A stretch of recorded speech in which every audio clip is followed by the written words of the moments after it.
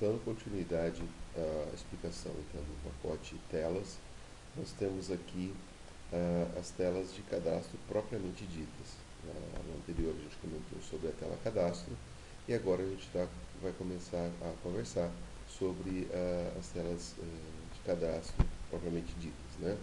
Então, por exemplo, vou pegar a tela de cadastro de cidade aqui, que eu acredito que seja a que vai conseguir fazer toda essa explicação de uma forma genérica, né? Toda a tela de cadastro que a gente precisar fazer, nós vamos estender de tela cadastro. Como já vimos, a tela cadastro é uma série de funcionalidades que vão ser reaproveitadas em todas as outras telas. Isso para que a gente possa escrever uma vez só e sair reaproveitando essas funcionalidades, né? Cada tela de cadastro vai ter um pojo. No caso aqui, se a tela é de cadastro de cidade, nós temos um pojo de cidade e temos também um DAO de cidade. Quem tiver dúvidas sobre a questão de pojo e DAO, existem as aulas acessando o banco de dados através de Java, né? Com Java, e dei uma olhada antes para continuar a aula, senão vocês não vão entender o que está acontecendo aqui. Depois que é criado o pojo, ao ser criado o DAO, o pojo que você acabou de criar é passado como parâmetro. Então, a partir desse momento, tudo que eu fizer neste pojo aqui, que está na tela de cadastro de cidade, vai estar sendo feito também no pojo que está dentro do DAO de cidade, porque é o mesmo objeto. Com isso, eu consigo fazer toda a inserção ou a consulta de dados através da tela, e depois, a hora que o DAO precisar fazer, pegar esses dados para colocar para o banco, ou pegar os dados do banco e trazer para o pojo, ele faz normalmente e os dois objetos conseguem se conversar através do pojo. Depois disso, nós temos o meu JText Field, que é um componente que já foi criado, tem uma videoaula específica falando sobre componentes, né? E aí nós temos lá o campo ID, o campo nome e o campo status. Aqui no caso, o meu JText Field, eu estou dizendo para ele que ele é verdadeiro, que ele é obrigatório, que ele tem um tamanho de 5, seria a largura dele, e qual é a dica dele, ou seja, qual o nome desse campo. Então notem que lá no meu JText Field a gente tinha a seguinte situação. O primeiro atributo, lá, o primeiro parâmetro seria obrigatório, o segundo o número de colunas e o terceiro a dica. Então é através dessa forma aqui que a gente diz como cada campo, se ele é obrigatório ou não, qual o tamanho dele e qual é o nome dele dentro da tela, certo? Que vai ser utilizado inclusive para colocar o label, né? Na hora que você manda executar o programa, ele coloca um label antes do campo. Seria basicamente isso aqui, né? Vou pegar a de cidade que é melhor. Então seria basicamente isso aqui. Então esse código aqui está vindo justamente daqui. Aqui nós determinamos que o campo nome tem nome, né? O nome dele é nome, ok. Aqui estado, nesse caso aqui para o meu combo box, tá? Estou passando a dica, então também estado. Aqui eu estou passando status, eu também estou colocando status aqui. E assim sucessivamente. Bom, depois que são criados os meus campos, né? Aqui no caso eu tenho o meu DB combo box, que é um pouquinho diferente do campo texto, do JText Field, porque ele passa se ele é obrigatório ou não. Não passa o tamanho, porque ele ajusta o tamanho automático, mas em compensação ele passa um DAO estado SQL combo box. Então dentro de cada DAO respectivo, então aqui no caso, por exemplo, eu estou precisando de um combo box de estado. Então dentro do DAO de estado, eu vou ter lá entre os SQLs, as constantes de SQL, nós temos lá a SQL combo box. Se eu pressionar Ctrl B aqui, eu vou até lá e verifico qual é a sintaxe desse SQL, né? Ele está selecionando um ID e um nome. Então verifique o seguinte, toda vez que eu tenho um combo box, eu tenho que passar um par de informações para ele. Sempre a primeira informação vai ser a PK dentro do banco, dessa tabela, a tabela no caso estado, tá? E depois o que vai ser mostrado dentro do combo box.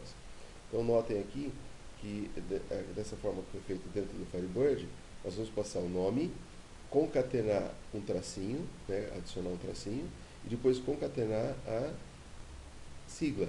Então fica assim, nome, tracinho e a sigla, certo? E no caso aqui, ordenado por nome é a ordenação. Talvez eu poderia até ordenar, não vai ter nome igual, né, estado, então pode deixar só por nome mesmo. Mas, por exemplo, se eu tivesse lá cidade e a sigla do estado, então seria bom colocar cidade, né, o nome da cidade, vírgula, e a sigla também para que ele pudesse ordenar pelos dois. Bom, basicamente é isso. Vamos voltar para cá. Depois que eu instanciei os campos, os componentes, então criei os componentes, né? Eu vou começar aqui no método construtor a dizer o seguinte: super cadastro de cidade. Esse cadastro de cidade é o nome da minha tela. Esse super, se eu pressionar um Ctrl B aqui em cima, nós vamos lá para a classe tela cadastro. Por que tela cadastro? Porque eu estou aqui dentro fazendo uma herança de tela cadastro. Por este motivo que a hora que eu clico aqui em Super, Ctrl B, ele vai justamente para o método construtor de tela cadastro. Porque esse Super está dizendo o seguinte, olha, execute o método construtor da tela cadastro, né, da minha superclasse, para depois continuar executando o resto. Então, quando a gente faz isso, ele chama aqui aquele nome, né, aquele texto lá, é passado para esse parâmetro, que depois é chamado aqui. Aqui a gente já explicou. Dê uma olhada na tela cadastro, a gente explica o que é esse super aqui, né? Ele vai, na realidade, chamar o método construtor de JInternalFrame, ok? Bom, depois que isso é feito, a gente pede para adicionar os campos, né? Campo nome, ID, nome, estado e status. Os 4 campos estão sendo adicionados dentro da tela, onde aqui a gente passa qual é a linha, qual é a coluna, quantas linhas e quantas colunas esse componente vai ocupar. Esse adiciona componente, na realidade, está dentro da tela cadastro. Na videoaula anterior a gente não chegou a ver isso. Então eu vou explicar para vocês agora como é que funciona. Em tela cadastro, então, nós recebemos aqui a linha, a coluna, como já disse lá, a quantidade de linhas, a quantidade de colunas e qual componente que deve ser adicionado na tela. Bom, depois de feito isso, nós utilizamos um GridBackConstraints. Esse GridBackConstraints nada mais é do que um objeto, tá, que vai conter todas as características, todos os dados para que o componente seja colocado na tela. Ele é uma classe auxiliar do GridBackLayout, que a gente também viu lá anteriormente na tela cadastro. Aqui nós temos agora o grid X, grid Y, isso aqui eu estou dizendo que na posição Y vai ser a minha linha, então qual linha que deve colocar o componente. Depois grid X, qual a coluna que eu devo colocar o componente. Esse parâmetro aqui está dizendo quantas linhas eu quero usar de altura do componente, o componente pode usar mais do que uma linha, e quantas colunas eu quero utilizar para esse componente. Na sequência eu determino que a ancoragem dele vai ser feita na posição oeste, então à esquerda. O que é a ancoragem? Como é que o meu componente vai estar posicionado dentro da coluna? Se a minha coluna for maior do que ele, para onde que ele é alinhado? À esquerda, à direita? Como é que é feito isso? Ele está sendo ancorado à esquerda. Tudo isso é feito inicialmente para colocar o label, né? aquela parte onde a gente coloca o nome do campo, que seria basicamente isso aqui, ó. Este aqui é o meu label. Então é aqui que a gente está mexendo por enquanto, tá? Porque quando eu faço o adicionar componente, ele já faz isso. Além de adicionar um componente, ele já coloca um label específico para esse componente, já dizendo o que é esse componente, baseado no getDica, tá? Bom, na sequência, ele determina uma variável texto. Essa variável texto vai colocar aqui um texto em HTML. Eu posso colocar HTML se eu quiser dentro de um label, por exemplo. Ele começa a colocar o HTML, aí ele pega, como eu disse para vocês, a dica. Eu sou obrigado a fazer essa conversão aqui, ó, do componente que entrou para mim como se fosse um JComponent. Eu preciso passar ele para um objeto do tipo meu componente, porque aí, a partir disso, eu consigo utilizar o método getDica, que o getDica só existe em caras que sejam do tipo meu componente. Então, fazendo isso, eu consigo pegar o nome do campo E aqui eu faço uma pergunta para ele. Escuta, esse componente transformado em meu componente é obrigatório? Se ele for obrigatório, então eu faço com que aquele texto anterior receba ele mesmo mais o asterisco, que é justamente para podermos fazer aquela jogada aqui de colocar no campo um asterisco indicando que ele é obrigatório. Depois que nós fizemos isso, nós vamos aqui terminar a string SQL, né, que a gente tinha começado aqui, justamente com 2 pontos e terminando o texto HTML aqui, ó. Então, eu falei string SQL, desculpa, string HTML, né? Essa string HTML, ela começa aqui em cima, coloca a dica, se for obrigatório, coloca um asterisco, se não, termina aqui embaixo. Na sequência, ele cria um JLabel, rótulo, a gente chamou de rótulo, new JLabel, passando este texto aqui, que a gente criou, que a gente manipulou aqui em cima, como parâmetro. E aí, então, por isso que ele cria aquele rótulozinho escrito lá, por exemplo, código, asterisco, 2 pontos. Na sequência, ele coloca no meu painel de componentes, a gente já tinha explicado isso na tela de cadastro, uma coisa, dei uma olhada lá. Nós vamos ter o painel de componentes, que é a região onde os meus componentes vão ficar. Eu peço para que ele adicione nessa região de componentes, tá, o rótulo que eu acabei de criar, né, do meu JLabel, utilizando o GVC, que são aquele conjunto de regras que estão aqui em cima. Como o meu JComponent utiliza o Grid Bag Layout, quando eu passo essas informações, ele sabe exatamente onde colocar dentro da tela. Na sequência, a gente pede para que o GBC, que eu estava usando como parâmetro, adicione uma linha. Então, vamos imaginar, acabei de colocar o meu label, né, meu rótulo. Ele coloca o rótulo aqui. E aí ele adiciona uma linha. Se eu tinha pedido para ele colocar na linha 1, então ele vai pedir agora para colocar ele colocou o rótulo na linha 1, mas vai pedir para eu colocar meu componente na linha 2, porque ele acabou de adicionar uma linha. Se eu não quisesse dessa forma, se eu quisesse fazer com que o meu componente ficasse à direita do meu label aqui, ó, à frente, é simplesmente a gente trocar isso aqui, ó. Ao invés de usar grid Y, usa grid X. E vocês vão notar que daí em todas as telas, para todos os componentes, já mudou-se a forma de colocar o componente. O componente está ficando à minha direita agora. É só fazer essa alteração lá e você resolve esse detalhe. Bom, depois de fazer isso, a gente pede então para que seja adicionado o componente propriamente dito. Então, de início ele coloca o rótulo, adiciona uma linha ou uma coluna, dependendo do caso, e pede para adicionar o componente, aquele camarada que acabou de chegar para nós lá, que é o cara que eu quero realmente colocar lá dentro.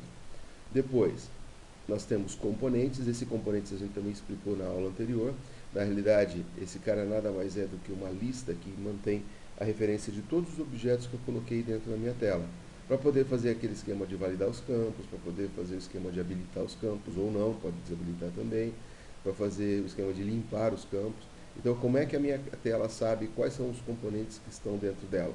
Através dessa variável. Então, se vocês forem dar uma olhada nela, nada mais é do que esse é o nome, né, componentes, é uma lista onde dentro dela só cabem caras do tipo meu componente, certo? Então, automaticamente ela começa zerada, e à medida que eu vou adicionando os componentes, eles vão sendo adicionados nessa lista, através do adiciona componente, que é o cara responsável por colocar os componentes na tela. Voltando na tela cadastro cidade, assim que eu termino isso aqui, eu peço para ele dar um pack. Esse pack é o responsável por fazer com que a minha tela seja reposicionada ou redimensionada, melhor dizendo, em razão dos componentes que tem dentro dela. Então, por isso que ela sempre fica no tamanho correto, né? Então, quando eu pego aqui tela cadastro de cidade, ó, pode perceber que a minha tela fica exatamente no tamanho que eu quero. Tá? Depois disso, nós temos aqui um habilita componentes, que é para fazer com que os meus componentes fiquem falsos, ou seja, eu entro na tela e não consigo digitar nada lá dentro, certo? E aí acabou a parte de montagem da tela. Tá? Depois, nós vamos passar para os métodos incluir BD, alterar BD. Esses métodos foram explicados na tela de cadastro, e aqui é onde eles são implementados. Na tela de cadastro, a gente comentou aqui, ó, embaixo, colocou até uma observação, que todos eles iriam ser redefinidos nas subclasses, certo? Então é isso que nós vamos fazer agora. Então, ó, na tela de cadastro de cidade, o que eu quero fazer quando for para incluir um banco de dados? Bom, quando for incluir um banco de dados, a primeira coisa que eu quero fazer é colocar todos os dados que eu tenho na minha tela dentro do Pojo, para que ele possa ser gravado depois. Então, como isso vai se repetir tanto para incluir quanto para alterar, nós criamos um método setPersistência e nós chamamos ele aqui. O setPersistência faz o quê? Pega o conteúdo que está no campo, de cada campo. Notem que nos JTextField a gente usa o método getText. No meu DB Combo Box a gente usa o getValor, certo? E assim vai pegando todos os dados. E cada um desses dados é jogado dentro do Pojo, né? Dentro do atributo específico dentro do Pojo lá que a gente quer fazer. Então, o campo ID vai dentro do set ID. O campo nome vai dentro do set nome. O campo estado vai em set ID estado. O campo status vai em set status. E assim sucessivamente, né? Se eu tiver mais campos, eu posso ir colocando aqui. Devo colocar aqui, né? Uma coisa que foi feita diferente aqui é que o meu campo texto aqui, né? Meu campo ID, ele está como texto no JTextField. Então, como ele vem como string, eu preciso passar por este método aqui, transformando ele em um inteiro, porque senão ele daria erro. Se eu simplesmente tentar colocar esse cara sem fazer a conversão, nós vamos ter um problema. Ele vai gritar dizendo que aqui, ó. Deixa eu ver onde eu errei aqui. Fiz besteira. Aqui. Esse cara tira. Esse cara tira. Aqui. Tipos incompatíveis, certo? String não pode ser convertida para inteiro. Então eu preciso fazer uma conversão de string para inteiro. Uma coisa que a gente aconselha, dá para vocês fazerem depois, é ao invés de usar meu JTextField para um campo que vai ter valores inteiros, criar um campo inteiro. E aí ele sempre vai retornar o inteiro. Aí você faz o mesmo esquema do DB Combo Box, perdão, DB Combo Box, que seria essa situação aqui, ao invés de usar o... Aqui mesmo. Ao invés de utilizar o getText, você usaria um getValor, teria um método getValor que retornaria inteiro para você direto, aí você não precisaria fazer essa conversão aqui. Mas isso é um assunto para outro momento. Incluir BD, então, que a gente estava comentando, faz o setPersistência, passa por essa rotina, pegando todos os dados de todos os campos e colocando dentro do Pojo, e na sequência ele simplesmente chama o DAO-cidade, pedindo para incluir. Quando eu peço para incluir, o DAO de cidade vai pegar todos os dados que estão nesse Pojo, que é o mesmo Pojo que está lá dentro, porque nós tínhamos criado, ao criar aqui o DAO cidade, nós passamos esse objeto como parâmetro. Então, mexendo nele, eu estou mexendo no mesmo que está dentro do DAO, certo? E aí ele vai fazer a rotina de inclusão. Quem tiver dúvida, dá uma olhada na aula específica sobre a parte de DAO. Depois que é feito isso, o DAO vai retornar para mim se conseguiu ou não fazer a inclusão. Se ele não conseguiu, ele vai dar uma mensagem lá no DAO e vai retornar como false aqui. Se ele conseguiu, ele simplesmente retorna como true. E esse retorno que é passado aqui é retornado para quem chamou o incluir BD. Retorne já direto para quem chamou esse cara. Então, quem chamou vai saber se deu certo ou se não deu certo. Lá em tela cadastro, onde a gente chamava o incluir BD, que é aqui, ó, ele vai saber se deu certo ou se não deu. Se não deu certo, ele cai fora do método confirmar lá em tela cadastro. Se não, ele passa para frente e vai continuar fazendo. A gente já explicou isso em tela cadastro. Bom, o método alterar basicamente é a mesma coisa, setPersistência, faz a cópia dos dados que estão na tela para dentro do Pojo e manda rodar o método alterar dentro do DAO cliente, DAO cidade, perdão. E vai fazer a mesma coisa que o incluir aqui em cima, né? Esse cara vai tentar, se der certo, ele retorna true, se não, ele dá uma mensagem e retorna false. O retorno disso é repassado para quem chamou o alterar BD. O excluir BD, mesma situação, né? Ele passa os dados para dentro da persistência e pede para excluir. O consultar BD é um pouquinho diferente. Consultar BD, de início, a gente pede para jogar o ID que está no campo dentro do ID que está no Pojo, né? Fazendo aquela conversãozinha. pede para consultar lá no Dalcidade. O Dalcidade vai pegar todos os dados do banco de dados referente a esse ID e vai colocar para a gente dentro do Pojo. E aí, se ele deu, ele vai retornar para a gente true ou false, né? Se ele deu false, ele vai dar uma mensagem e vai cair fora, né? Vai sair de lá com false. Se não, ele vai retornar true. Se deu certo a consulta, então o que eu vou fazer? Pegar tudo que está no meu Pojo, os outros dados, né? O ID não preciso, porque eu já tinha colocado lá. Ele vai pegar todos os dados que estão no meu Pojo, jogar dentro dos campos que estão na tela. E vai retornar true para quem chamou essa pessoa, esse método. Se deu um erro, ele retorna false, dizendo que não conseguiu. Né? E com isso a gente termina as videoaulas das classes que a gente tem no projeto até então. Valeu, pessoal. Um abraço.